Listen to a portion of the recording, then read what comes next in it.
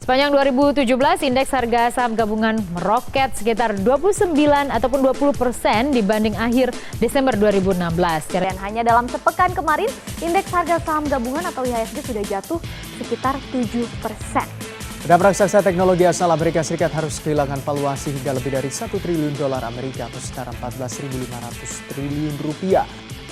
Indeks harga saham gabungan kemarin ambrol lebih dari 6%. Sering kita mendengar begitu banyak berita mengenai bursa saham. Tahukah Anda bagaimana bursa saham itu berjalan?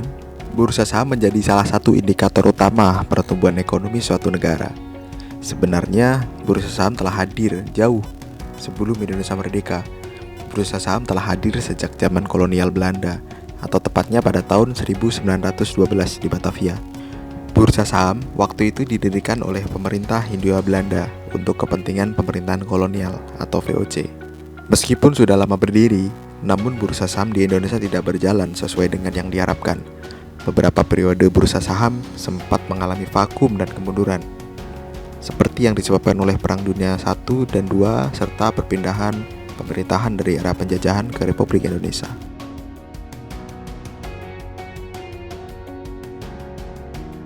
Perkembangan teknologi menjadi salah satu faktor pendorong bursa saham Indonesia berkembang pesat. Dimulai dari munculnya online trading, bahkan sekarang banyak yang menggunakan robot trading untuk memaksimalkan keuntungan. Harga saham terus bergerak naik dalam jangka panjang. 17, indeks harga saham gabungan meroket sekitar 29 ataupun 20%. Tapi jumlah investor di Indonesia tidak terlalu banyak. Sudah saatnya masyarakat Indonesia memperkuat literasi keuangan. Untuk memudahkan Anda memahami bursa saham, saya akan memberikan sebuah ilustrasi. Misalnya Kevin mempunyai sebuah bisnis minuman kopi. Saat ini hanya ada satu kedai kopi. Kedepannya Kevin berencana untuk mengembangkan lagi bisnis kopinya, tapi ada terkendala modal. Dia mencoba mencari pendanaan. Dia mencari investor, tapi tidak satupun investor besar yang mau mendanai. Kevin sempat berpikir untuk mengambil hutang ke bank. Ternyata syarat dan jaminan yang dibutuhkan itu sangat rumit. Kevin punya satu kesempatan. Sebuah kesempatan Kevin bisa melakukan IPO, Initial Public Offering, atau menawarkan saham kedai kopinya ke masyarakat luas. Jadi, Kevin mencari pendanaan secara eceran dengan menjual saham ke publik, sehingga dia mendapatkan dana segar untuk operasional. Dan investor, mereka dapat saham yang bisa dijual kembali nanti setelah harga naik, serta berhak atas kedai kopi milik Kevin dan juga keuntungan dari usaha di dalamnya. Dengan dana dari investor retail ini, Kevin dapat meramu menu kopi baru. Kemudian masyarakat menilai menu baru ini sangat enak dan pasti akan berhasil di pasar.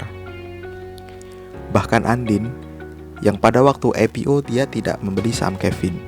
Dia tertarik dan berpikir bahwa kedai kopi Kevin ini akan berkembang bagus ke depannya. Jadi dia memutuskan untuk membeli saham dari investor lain, tapi dengan harga 2 kali lipat dari pertama Kevin IPO.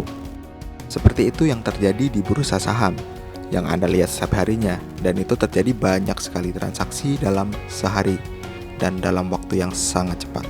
Kita kembali ke bisnis milik Kevin. 1 tahun berjalan, kedai Kevin mencetak laba. Kevin siap membagikan keuntungan kedai kopi kepada para investor. Ini namanya dividen.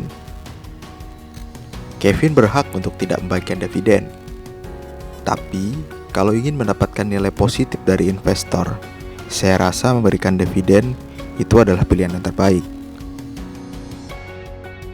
Ada banyak sekali orang gagal dan rugi di bursa saham.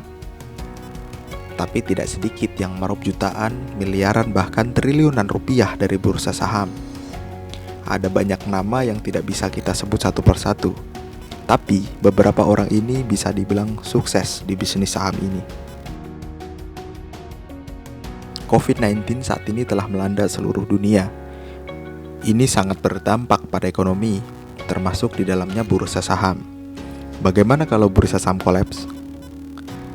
Bukan hanya investor yang mengalami kerugian, tapi ekonomi akan hancur. Perusahaan bangkrut, pengangguran bertambah. Dana pensiun, dana asuransi, dana kelolaan manajer investasi semua akan berdampak.